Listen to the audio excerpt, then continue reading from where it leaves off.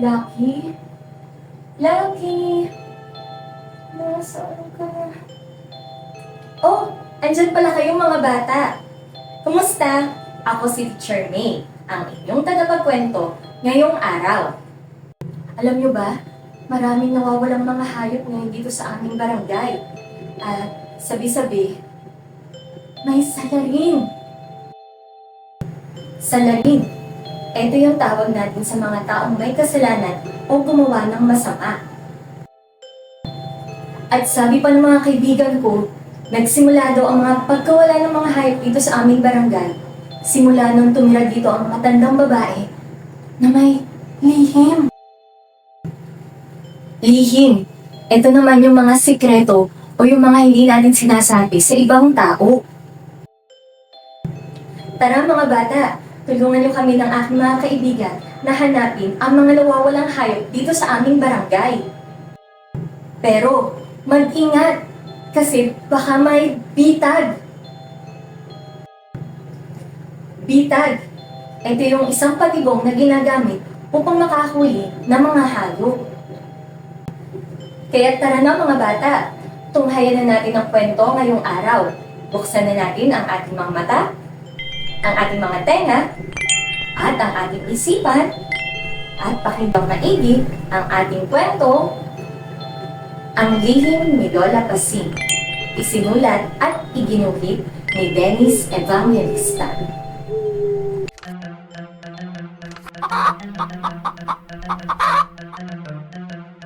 Nok-nok!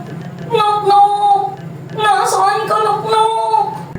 Sigaw ni Mang Tunying habang balisang hinahanap ang kanyang alagang tandang. Isa siya sa nawalan ng alagang hayop sa kanilang barangay. Halos araw-araw ay may nagrereklamo na nawawala ang kanilang alaga. Sa bawat insidente, may naiiwang bakas ng paa na hindi matukoy kung ano. Parang hindi tao. Dahil sa dami ng apektado, nagpasya ang barangay na magbibigay ng gantimpala sa sino mang makakahuli sa salarin. Naganap ang tsismis sa kanilang barangay na isang halimaw o aswang ang kumukuha sa kanilang mga alagang hayop.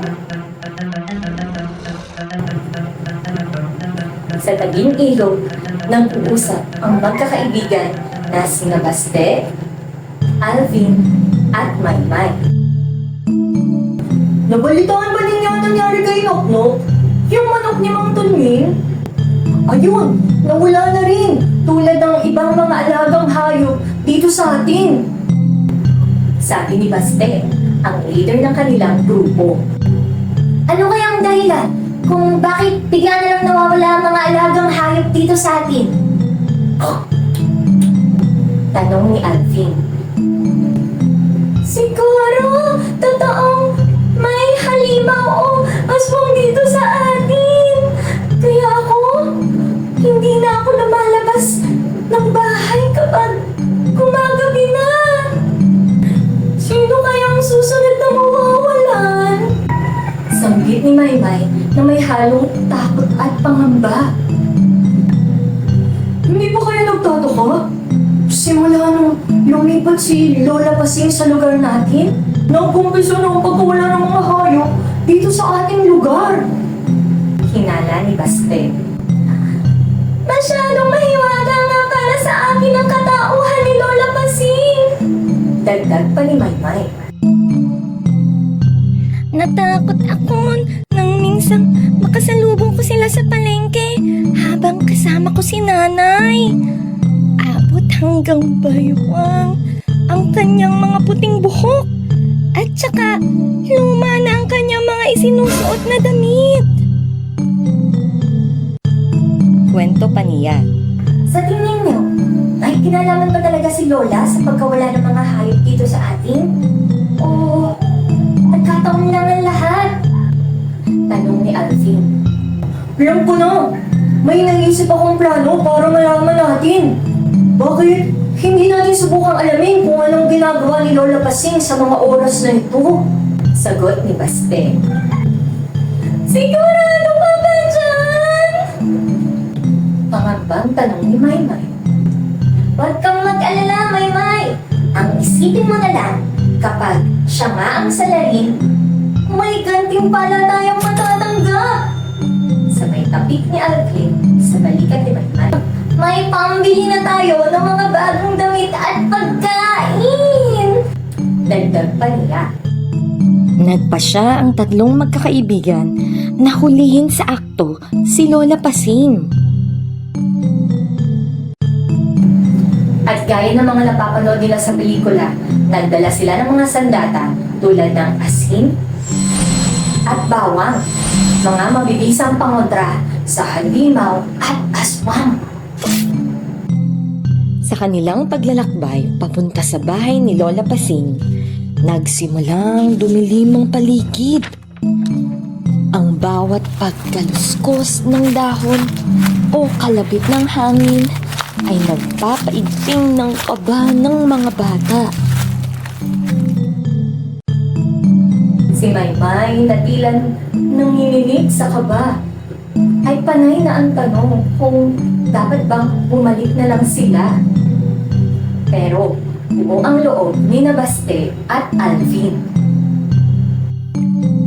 Nang makarating sila sa likod ng bahay, nakita nila ang isang kumpulan ng kahoy sa likod at may lamang loob ng hayop na nakakalat sa paligid nito. Tingnan niyo! Ano kaya yan? Hindi kaya karne yan ang mga nawawalang hayop? Tanong ni Baste. Huwag natin galawin! Baka mapansin tayo ni Lola! Sakit ni Maymay. Tahimik silang sumilip sa madilim na bintana at ang malamlam na ilaw ng lampara ang nagbibigay buhay sa loob ng bahay ni Lola Pasing. Tanging tunog ng paghahalo sa kaldero at manamig na hangin ang marinig. Nakita nila si Lola Pasing na abala sa kusina.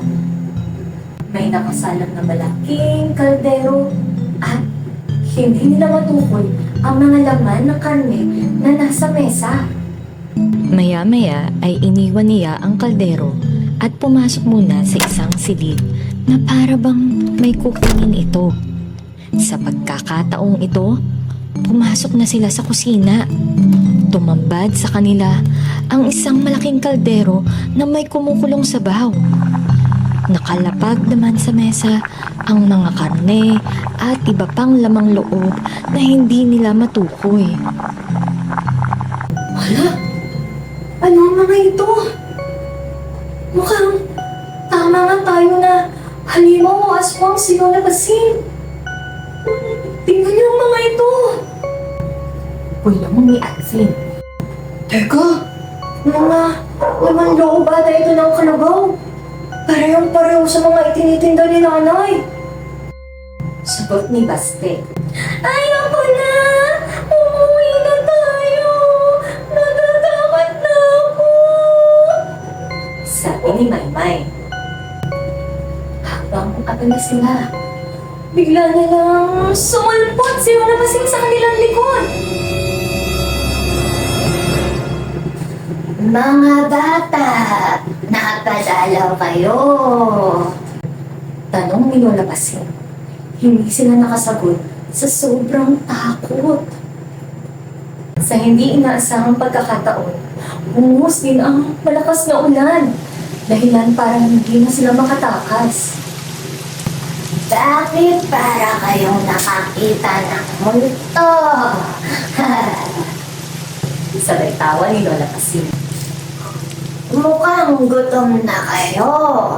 Halina, samahan niyo muna akong kumain.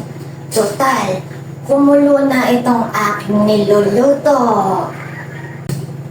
Dagdag pa niya. Inalok sila ni Lola Pasing na kumain ng sabaw. Nag-aatubili pa sa una ang mga bata. Pero dahil sa gutom, hindi na sila nakatanggi. Isa si Maymay sa naglakas ng loob na tikman ang sabaw. Huwag, Maymay! Baka pagkain niya ng aswang! Tutol ni Alvin. Tumawa lang si Lola habang iniaabot ang mangkok kay Maymay. At habang tinitikman niya ang sabaw, nagulat siya sa kanyang naramdaman. Nang sumayad ang mainit na sabaw sa kanyang bibig, may kakaiba siyang naramdaman. Nagsimula ang uminit ang kanyang dila. At tila may alon ng init na dumaloy sa kanyang lalamunan.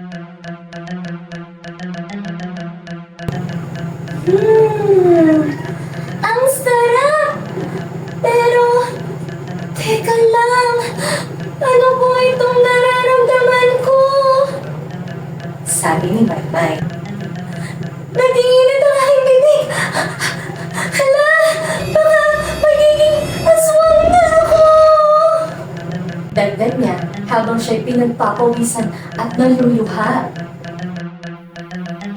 Pinilit niyang pigilan ang sarili sa pagsuka. Pero hindi niya mapigilang magtaka kung ano ang laman ng kanyang kinain. Nag-alala sina Alvin at Baste. Ano po naman yung nangyari sa kaibigan namin? Matapang na tanong nila sa matanda. Huwag kayong mag-alala, mga anak. Napaso lang siguro si Maymay sa mainit na sabaw. O, di kaya na may naagat ang sili. Mahilig kasi sa maanghang ang aking asawa. Sabi ni Lola Basing habang iniaabot ang baso ng tubig kay Maymay. Gusto mo? Sabay-sabay na tanong ng magkakaibigan. Matagal nang sumalangit ang aking asawa. At itong sabaw, kaleskes ang tawag dito. Isang putay na gawa sa bituka, puso, atay, sebo, at iba pang lamang loob ng kalabaw.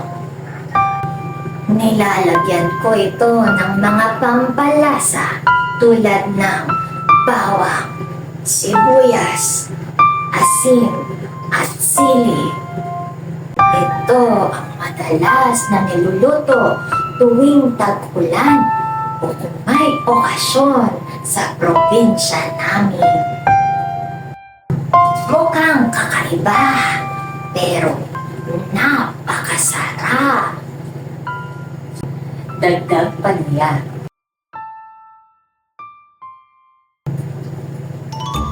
Bawang at asin? Kaya po nito? Sabay labas ni Alvin ng mga baon nilang pangontra sana sa aswang o halimaw. Ibig sabihin po ba nito, hindi po kayo aswang o halimaw? Dagdag pa niya. Tumawa ng malakas si Lola Pasing sabay sabing, Saan nyo napulot ang balitang iyon? Matanda lang ako, pero hindi ako aswang o halimaw. Hindi na napigilan ni Alvin ang paghigop sa sabaw. Masarap pala ang luto nyo, Lola! Sabi niya. Tikman mo rin ito, Baste! Di ba mahilig ka sa maanghang? Dagdag pa niya. Ayoko! Pagmamatigas ni Baste. Lola, sagutin po sana ninyo ang aking itatanong. Kung hindi nga po kayo aswang, bakit may nakita po kaming mga laman loob at mga karne na nagpungkulan sa hardin nyo? Ayun ba? Bitag iyon na ginawa ko sa panghuli ng mabangis na hayop. Hinala ko kasi iyon ang salarin sa pagkawala ng mga alagang hayop dito sa atin. Itinuro pa iyon sa akin ng aking asawa. Hindi nyo na itatanong, isa siyang ekspertong mangangasunood. Sagot ni Lola Pasing. Ang galing naman ni Lolo! Paghanga ni Alvin. Isang mabangis na hayop? Bakit hindi ko naisip yun? Panghihinayang ni Baste. Sa pagkakataong yun, kumalam na rin ang kanyang sikmura. Sa lakas ng tunog, tumawa na rin ang magkakaibigan at ang lola. Hindi talaga makakapag-isip ng maayos kapag gutom. Tara, kumain ka muna. Sabi ni Lola Pasing at wala na rin pag-anilangan, humigop na rin ng sabaw si Baste. Ang sarap nga! Sigaw ni Baste. Patawad po, Lola, kapag hinalaan po namin kayong halimaw o aswang dahil sa pakulitan ng aming pag-iisip. Dagdag pa nila. Patawad din po sa pagpasok ng walang paalam sa inyong kubo. Dagdag ni Alvin. Tutulong po kami sa pagliligpit at paghuhugis ng pinggan. Maraming salamat po sa masarap na kaliskis. Sabi ni Maymay.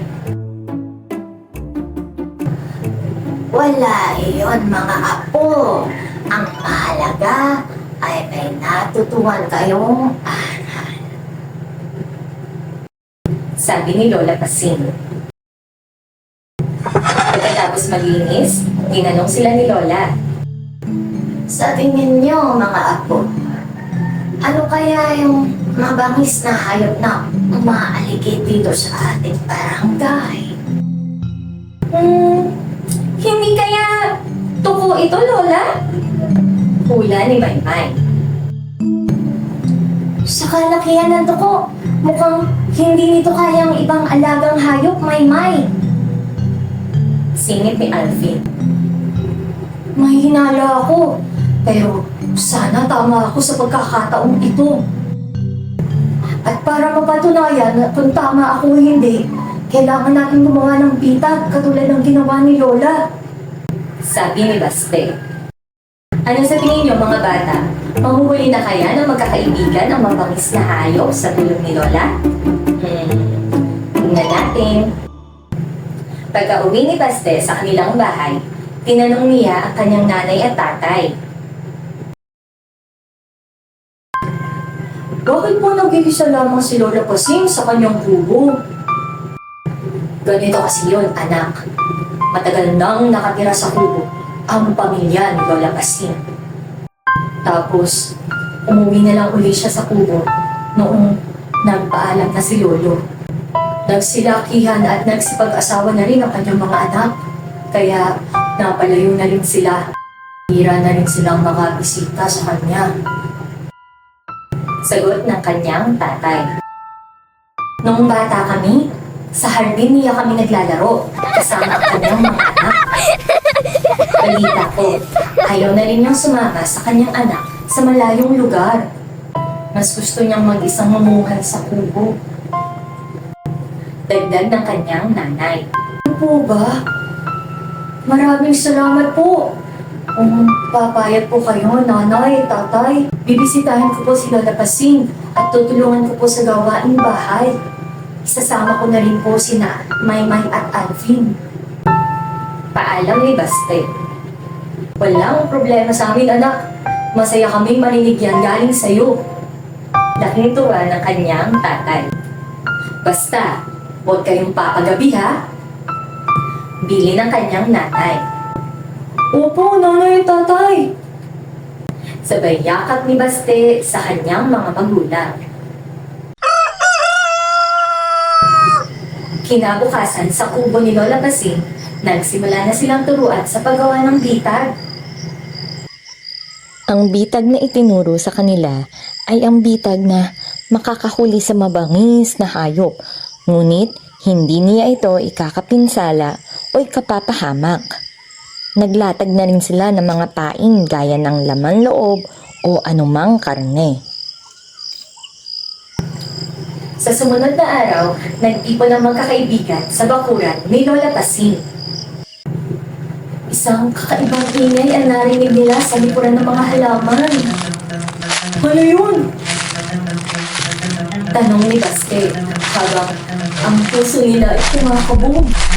Parang silang nilalapit. Hanggang sa makakita sila ng mabangis na hayop na kumakain sa pain na inilatag nila sa bitan. Doon nila napagtanto ang totoo.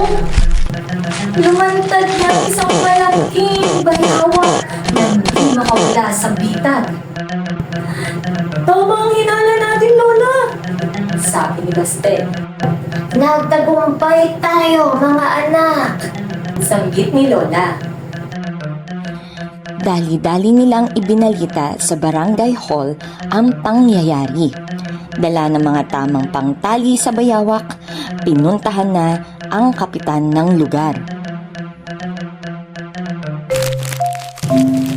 Ito nga ang salarin sa pagkawala ng maraming alagang hayop dito sa atin. Dadalhin ko ito sa eksperto sa mababangis na hayop sa kalapit na bahayan. Maraming salamat sa tulong ninyo, mga bata. Salamat sa inyo, Lola Pasing.